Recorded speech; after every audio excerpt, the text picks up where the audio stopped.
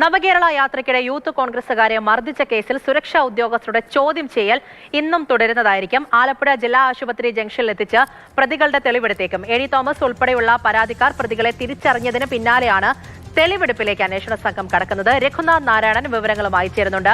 Raghu, good morning. ഇന്നത്തെ നടപടികൾ എന്തൊക്കെയാണ്? പ്രത്യേകിച്ച് തെളിവെടുപ്പ് ഉണ്ടാകുമെന്നറിയുന്നു. വിവരങ്ങൾ.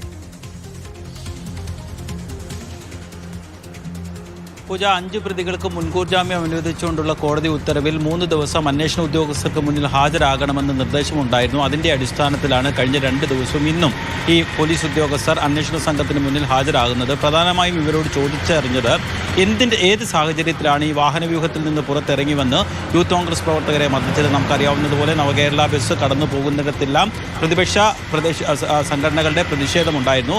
അതിന്റെ ഭാഗമായിട്ടാണ് യൂത്ത് കോൺഗ്രസും പ്രതിഷേധിച്ചത്. ആ പ്രതിഷേധങ്ങളെല്ലാം ഭയപ്പെടുത്തി അവസാനിപ്പിക്കാൻ വേണ്ടിയാണോ ഇത്തരത്തിൽ യൂത്ത് കോൺഗ്രസ് പ്രവർത്തകരെ ക്രൂരമായി മർദ്ദിച്ചതെന്നുള്ളതായിരുന്നു പ്രധാനപ്പെട്ട ചോദ്യം. മൂന്നാമത്തേത്, ഈ മർദ്ദിക്കാൻ ഉപയോഗിച്ച ആയുധം എവിടെ എന്നുള്ളതായിരുന്നു. ഇതിനെ സംബന്ധിച്ച വ്യക്തമായ മറുപടി ഈ ഉദ്യോഗസ്ഥർ നൽകിയില്ല എന്നുള്ളതാണ് മനസ്സിലാക്കുന്നത്. ഇന്ന് മാത്രമല്ല, ഇന്നലെ ഈ പ്രതികളെ തിരിച്ചറിഞ്ഞതിന് ശേഷം പുറത്തിറങ്ങി വന്ന പരാതിക്കാർ ആയുധം സറണ്ടർ ചെയ്തു എന്നുള്ള പ്രതികളുടെ വാദം തെറ്റായിരുന്നു എന്നും ഇത് കോടതിയെ തെറ്റിദ്ധരിപ്പിച്ചു എന്നുള്ള ഗുരുതരമായ ഒരു ആരോപണം ഉന്നയിച്ചിട്ടുണ്ട്.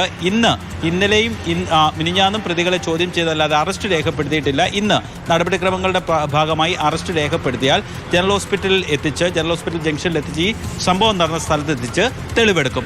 ഇവരുടെ അറസ്റ്റ് രേഖപ്പെടുത്തിയാൽ ഇവരെ വിട്ടയക്കണമെന്നും മുൻകൂർ ജാമ്യ ഉത്തരവിലുണ്ട്. അതായത് 1 ലക്ഷം രൂപയുടെയും 2 ആൾജാമ്യത്തിൻ്റെയും ബോണ്ടിൽ ഇവർക്ക് ജാമ്യം നൽകുകയും ചെയ്യും.